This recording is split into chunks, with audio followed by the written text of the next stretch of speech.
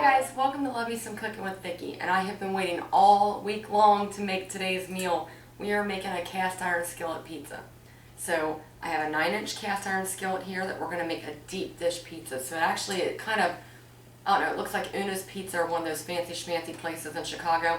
But what we're going to do is we're going to make the yeast, we're actually going to make the dough, stick it in there. I'm talking from start to finish, 20 minutes. It is a fast meal, your kids will love to make it with you. And it is so much fun to do, and it tastes incredible. The trick is that the dough that we're going to make makes a 12-inch pizza crust, but we're using a 9-inch cast iron, so it kind of goes up the edges, if you get what I'm saying. And then what I did to make it even better was I went to my local pizzeria and I got a cup of their sauce. So you can make it taste just like, it's like the best of both worlds, because my local pizzeria that I like doesn't make a deep dish, so I get what I like, but with their sauce. So we're going to make a pepperoni pizza today.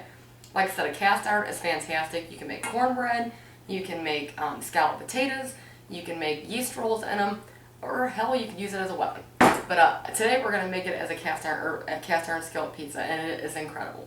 So what we're going to do is we're going to start off with a bowl here, and all you need is a cup and a half of flour. We're only going to start out with a cup to start off. So I'm using my half cup just because obviously I'm not going to be able to get it in here if I use my whole cup.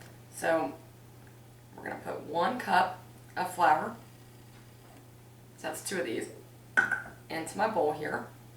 And I've got my oven preheated at 500 degrees. Keep in mind, guys, now what we're going to add is, we are going to add, let's see, and then this is what's a great thing about this with the Fleischmann. It's right on the back of the package. So they sell, these are like $1, and there's 3 of them. You only need 1 to make 1 pizza. So on the back, we're going to use this exactly how it says. So we're going to use 1½ teaspoons of sugar and 3/4 of a teaspoon of kosher salt. So we've got our sugar that's going to go in here, and our salt that's going to go in here. So we're going to add this 1 packet of yeast. And then you want 2/3 of a cup of warm water. And people are afraid to work with yeast. Lord knows I was for a long, long time. All you want 2/3 of a cup of warm water. And I'm talking like hot bath water. The kind that you're going to sit in for a minute, or kind of burns you just a second, but then it feels really good. That's what you're looking for. If you go too hot, you're going to kill it, because yeast is alive. But don't look at it like that. It ain't like you're killing a piggy or something. But you want it really kind of not too hot, not too cold, just right. So I'm going to get my water going here. Go 2/3 of a cup. And like I said, barely on the right when you want to pull your finger on the stream. That's where you're looking for. Alright. Then we're going to put this in here, and that's what activates this yeast. The sugar and the yeast and the water. That's what makes it happen. We're going to stir this up, and then we're just going to let it sit for about a minute. As soon as we just get it dissolved, and then we're going to add that extra ½ cup of flour. So total, we're going to use 1½ cups of flour to make a 12-inch pizza crust.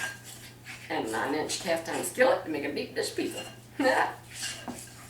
So we're just going to leave it like this for 1 whole minute, and then we're going to go ahead and add the last ½ cup of flour to this, and then we're going to knead it on a floured surface for about 4 minutes. So all the while you've got your oven turned on. Now what I'm going to do is I'm going to turn on my about medium to high heat. So I'm going to turn my burner on, because as soon as I get this going, I want it hot. This is going to act like a pizza oven. If you're not familiar with cast iron, it really retains heat. I mean, it really holds it very well. So we've got this sitting here. It's been about a minute. We're going to add our extra ½ cup of flour to it.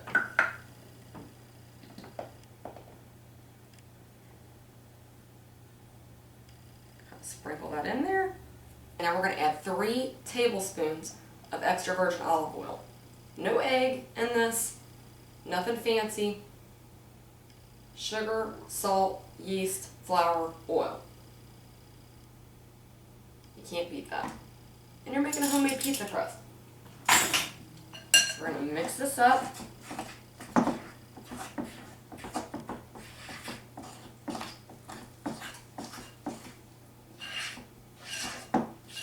Always have your countertop ready to use it as another working utensil.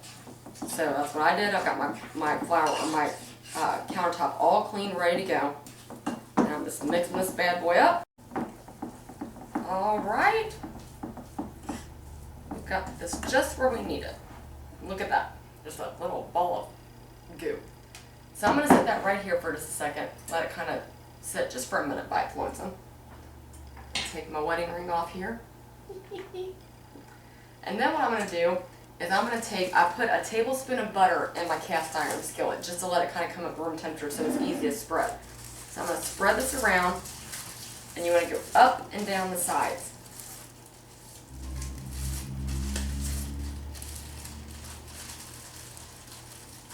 First time I ever made this, my little girl, one of my little girls, loved the crust on this. Fantastic. Woo. Okay. Now I'm going to take just a little bit of yellow cornmeal. This is kind of like some of the fancy pizza places, they do this. I'm just going to take a little sprinky dink of it. Just kind of sprinkle it on just the bottom of the cast iron. So now it's all ready to go. So all I'm going to do is put a little flour here on my work surface. And take this dough, and we're just going to knead it for about 4 minutes.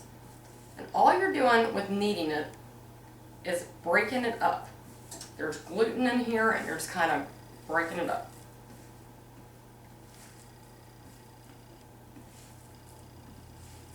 You might need a little flour from time to time.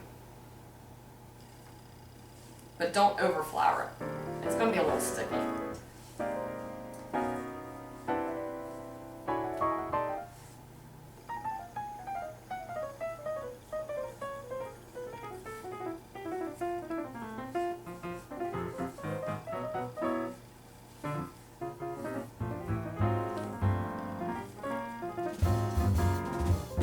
Alright, we've been doing this for about 4 minutes. We've got it perfect, ready to slam that bad boy down in our cast iron. So now what we're going to do is I want to explain the cheese to you. I'm just going to let this rest for just a minute.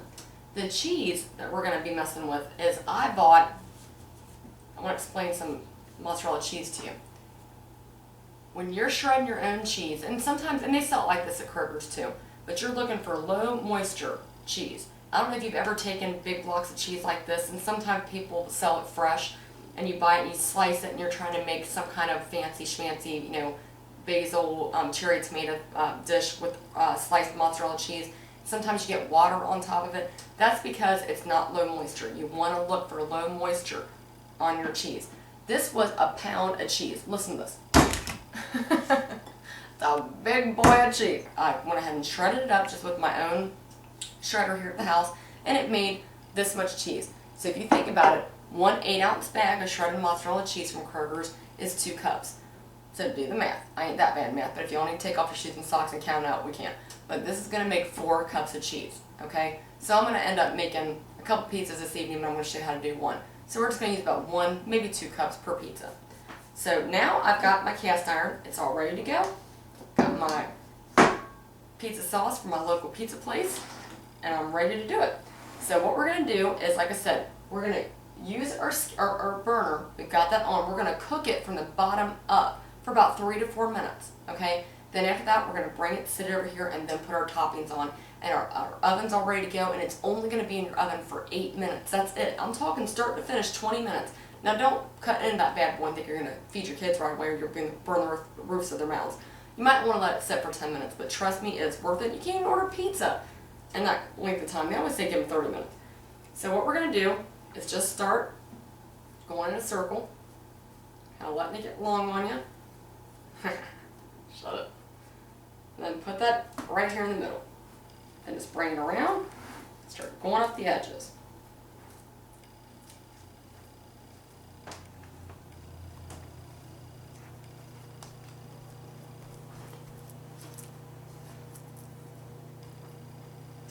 I need a little bit more flour just so my hands don't stick. So like I said, the Fleischmann's pizza yeast, the packet of dough makes a 12-inch pizza. So if you don't want to use it in a cast iron, you can feel free to put it flat, but I personally, this is the only way I'm ever going to get the deep dish in my house is because my husband won't eat it unless I make it this way. But it is fantastic. Look at how pretty that is. Just kind of punch at it a little bit, like you're mad at it. Like it's your boss. There's stories to be told. Okay, so just kind of get it all ready to go. Isn't that pretty? Now I'm just going to take a fork and just prick the bottom so it won't balloon up on me. And now we're going to take it over and put it on top of our skillet for about 3, maybe 4 minutes. Alright guys, I've taken it off the stove. It sat there for about 3 or 4 minutes. It did balloon up just a little bit, but like I said, once you let it sit for a minute, it'll come back down. You bought this from my local pizzeria, and it was $1. I mean, that is dirt cheap. You can't even buy it at the grocery store for that. So don't hesitate to go into your pizza place and buy it. If you noticed here, I have my pot holder. Whatever you do, don't grab it like that off the stove top, or you will be shouting out to the Lord in a painful way.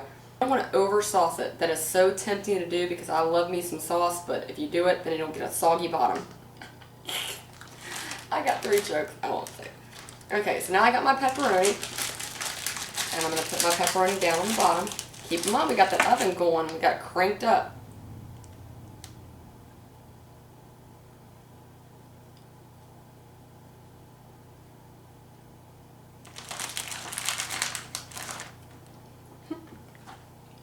One for the cook. This is such a fun dish to make with your kids. I'm telling you, they love doing this. But keep in mind, you've got this hot cast iron skillet. That's what's going to make it cook fast. So you can do this. I'm telling you, start to finish 20-30 minutes before you eat it. We're going to put some cheese on here. Low moisture, mozzarella.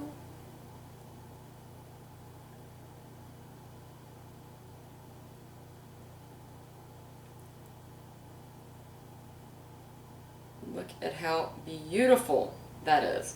Oh, my gravy. Now, with my pot holder, taking this whole thing and putting it in my oven and setting the timer for 8 minutes. Remember, crank that heat up as high as you can get your oven to go. 8 minutes, we're ready to go.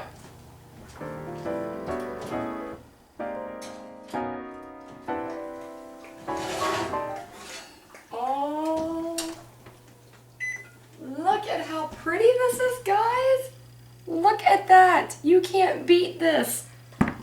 The delivery guy couldn't even gotten at your house in time to bring you this. This is fantastic. So we're just going to go around the edges with a butter knife. Don't scrape your cast iron.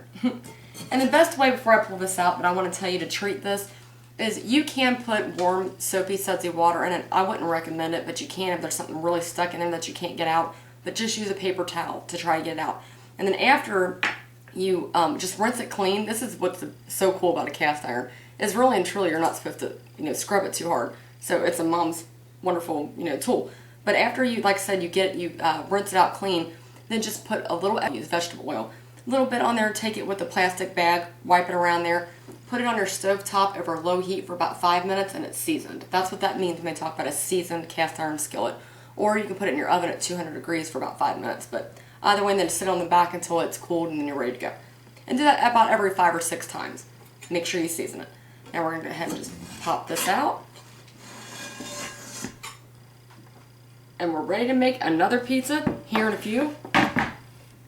Look at how pretty that is. This is a beautiful, beautiful pizza. I want you to be able to see the crust.